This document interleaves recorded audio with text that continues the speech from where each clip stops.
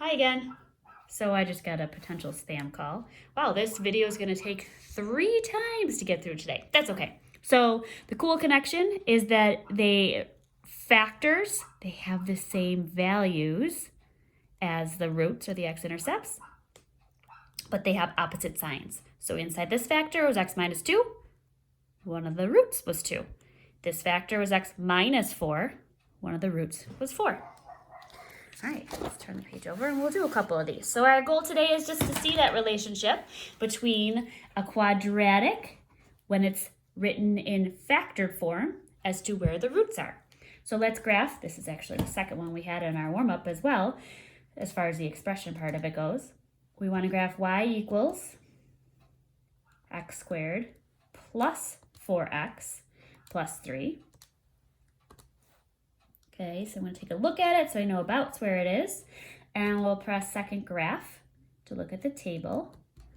And I'll try to find that.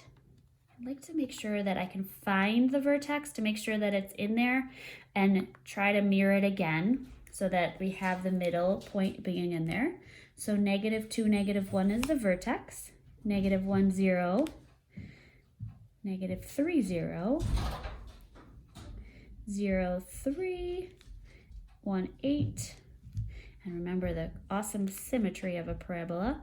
So we know it's going to be the same height on either side. We know it's going to be a U shape, not a V. So there's our U shape. So the roots again are where it crosses, the parabola that is, crosses the x-axis. So it looks right here that the x-intercept where the parabola across the x-axis is at -3, the first one, and the other one is at -1. Now notice I did label them from left to right. You always want to go from low to high. Okay, so now what I also want to do is factor this out, which we had done on the front. So my two factors that we could rewrite this, which was in standard form, into factored form is x plus 3 and x plus 1. So what connections do you see again? Hopefully you see that they are the same numbers, values, but opposite signs. Okay, and the third one. You can probably work a little bit ahead on this one. However, the graph here might not be as pretty as you're hoping for, but we'll talk about whether or not you needed to see the entire graph to find the roots. So I'm going to go underneath y equals x squared minus 2x minus 15. Look at the table, and I'm going to try to find, I guess I could look at the graph just so you can have an idea that this is going to be pretty darn low, and since I have the same window as what I'm having here, it looks like I'm not going to get the bottom. Totally fine though as far as identifying where the roots are, because you're identifying where it crosses the x-axis. So I'm not going to adjust any of the scale or anything. I'm just going to graph it how much ever I can fit. So it looks to me like the vertex will be somewhere between 0, 1, 2, somewhere around there. Okay, so I'm going to look and find my middle point. That's lowest by itself. On either side, we'll have its matches. So at -4, I'm up at 9, -3 at 0, -2 is -7, -1 is -12. If you want to try to do that, that's fine, but now we're getting kind of low, so I don't really care about identifying those. So the next one I can really plot is 4, -7, 5, 0, and 6, 9. So still try to curve it as best you can so that we know it's going. If you want to put little dots here so you recognize that it does go to make a U, that's cool. Something like that, okay? So what are the roots? Well, the roots are where it crosses the x-axis. So it looks to me like they cross at -3 and at 5. We rewrite this, which we did on the front. We talked about where it multiplied to get -15 and add to get -2. So the numbers that worked out in our favor from the front. Let me flip back so you remember. Remember we were looking at these factors from the third one in our warm-up. We know that 3 and -5 multiply to get -15, and -5 plus 3 adds up to -2. So we have x minus 5 and x plus 3 as our factors. So in factored form, okay, there's our equation in factored form. Again, yay, same values, different signs. Look, 3 is part of the factor, -3 is the root. -5 or -5 is part of this factor, so +5 is the root.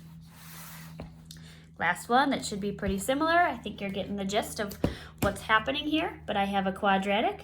We have not yet figured out what the factors are of this one, but we can figure it out by saying what multiplies to get 9, but also adds up to get 6. 3 and 3 will be helpful. So factored form will be y equals x plus 3 times x plus 3. And for some of you that are asking this, yes, you can write y equals x plus 3 squared. Either one of those are totally fine, but I'm just going to write this one here because it might be easier to identify it with just the x plus 3 and x plus 3, because technically this is the way I would prefer it written when it's in factored form. So what are the roots of this? Let's graph it out. Maybe you are already trying to guess what's going on here. X squared plus 6x plus 9. Get an idea of where it's at. And this seems to have its vertex on the x-axis. So my vertex, get that lined up in my table so that the middle has the vertex. -3, 0 is my vertex. And on either side of that, everything will be symmetric. So at -1, it's up at 4. -5, it's up at 4. And at 0, it's up at 9. And -6, it's up at 9. So I have this U shape. And we can see that there are not roots, but in fact, there's only one root. So you can put it in a list. You don't have to actually put squiggles. I'm having a rough day today making the squiggles. I'm out of practice. So there's only one root. It crosses it once. So if you notice, when the factors are the same, I can't really tell you any different number than I would have expected. It's still the same value, but different signs. So I'm not going to tell you that it crosses at -3 and -3, because that'd be redundant. But it is important to when you list it as a factor. So there are 2 factors, and both of them are x plus 3, but it does only cross it once. This parabola is only going to touch once because the vertex is where it touches the x-axis. Okay, and the last one, y equals x squared plus 2x minus 8. So I want to rewrite this in factored form. So I'm going to think about the factors of 8. Okay, and which of these pairs will help me get a 2? I know one of them can have to be positive and one of them can have to be negative. And to come up with +2 for -2 will allow me to get that. So one of the factors will be x plus 4 and the other factor will be x minus 2. So right away we can see that there will be 2 roots. And by knowing what the roots are, there is a relationship, or knowing what the factors are, there's a relationship between those and the roots. So I know the roots are going to be -4 and +2. So how many roots are there? Hopefully there are 2. Look at the graph to check. So let's do the check on that. So y equals x squared plus 2x minus 8. Look at the table or look at the graph. We can also see that it crosses twice.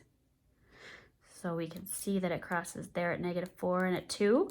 And when it crosses the x-axis, that's when the y is 0. So I'm really looking in the table for when the y is 0. So in fact, it's at -4 and it's at 2.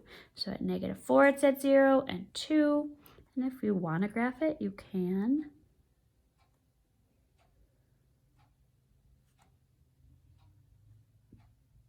And it looks like I can go up to 7, I think. Okay, and draw your U, curving it, sorry. And we can look at the graph to check that there are 2 roots, and they are different. Okay, so basically here's the gist of today. We were really looking at the equation in standard form, and in standard form was not able to quickly identify what the roots were, but when we were able to rewrite it into factored form, then we were able to easily identify the roots. So our goal today was really to be able to identify the roots. Yes, you can do it by graphing, but when I have it in factored form, it's actually even easier. Follow-up for this would be to go ahead and do Quadratics Day 3 homework. Again, you'll submit that when we do end up returning to class, whenever that may be. And so there's 7 questions regarding that. The first 3 are just factoring, and then there are 4 graphing questions, okay? Email your teacher at any time if you have any further questions. Have a great day.